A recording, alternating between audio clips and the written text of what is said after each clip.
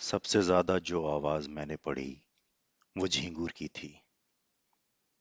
सियार कुत्तों की आवाजों के बारे में भी पढ़ा।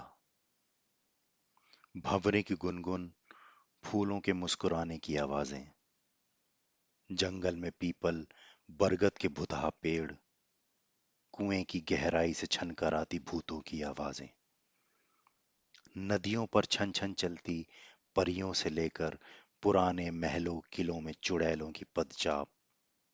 ये सब आवाजें सुनते हुए जीवन निकल गया।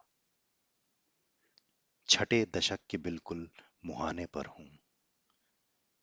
मैंने आवाजों को सुनने से ज्यादा उन्हें पढ़ने में वक्त गवाया है। घर में इतनी आवाजें थीं कि कह नहीं सकता।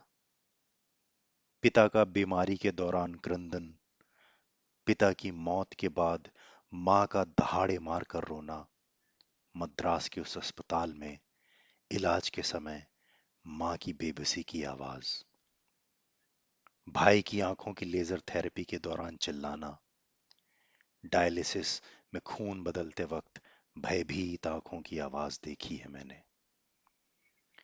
इन आवाजों के पीछे अक्सर रुपया मुस्कुराता था बेशर्मी से।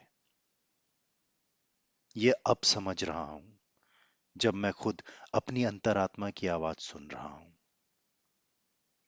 जीवन की अंधी दौड़ में जब आप कुछ देखते सुनते हैं तो मूल में कहीं रुपया, संपत्ति की खनक अलग गर्जन करते सुनाई देती है।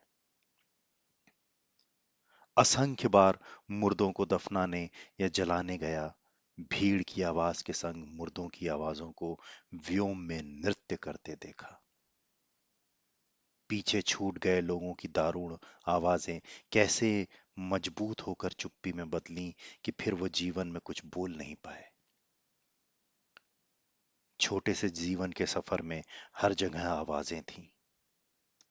दफ्तरों से लेकर संसद तक इतना शोर था कि सब कुछ गुत्थम गुत्था था, पर इनके उत्तर नदारद थे। आवाज की दुनिया के जादूगर अमीन सयानी हो या कि मल्लिका लता मंगेशकर, हर आवाज को एक दिन चुप होना पड़ता है।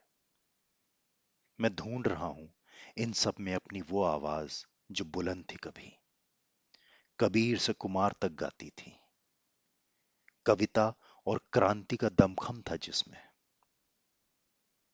इधर चुप हो गया हूं एकदम। मेरी आवाज अब खत्म हो गई है। एक मौन पसरा है बहुत भीतर, और मैं चिल्लाकर भी अब मौन रहना चाहता हूं।